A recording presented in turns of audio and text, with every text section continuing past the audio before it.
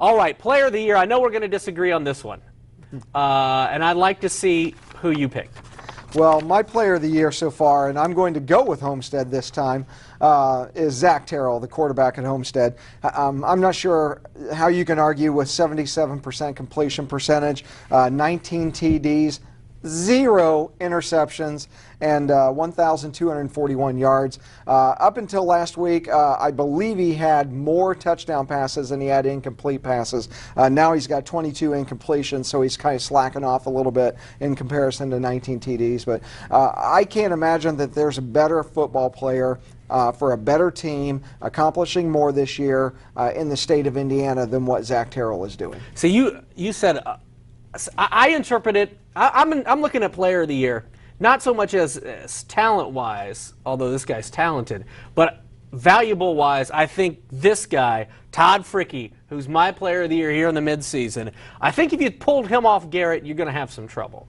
And now, I don't think Homestead would obviously be as good without Zach, but I think they could weather the storm a little bit better than Garrett could. Todd Fricke, you add up the numbers on the IHSAA's stat-keeping website, Varvy. He's over 1,000 in 4 of the 5 games they've played, plus 200 yards plus, I should say, in rushing, 20 touchdowns. The guy's been a machine for a team that's 5-0 and really snuck under the radar because everyone's looking at Leo in the ACAC. Right. And I'll tell you, Garrett snuck under the radar, and Todd Fricke has been the man. Oh, he has. He's been excellent this year, and it's amazing how many touchdowns he can score in a single game. I mean, every week you think, well, he won't score 6 this week, will he? And then he does.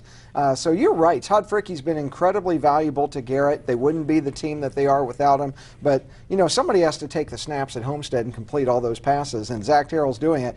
But, you know, there's a lot of arguments you can make, whether it be Fricke or Terrell. And we're leaving out probably the best player in the area, and that's Jalen Smith of Bishop Luers, who was offered in the last week by Notre Dame and Michigan State both.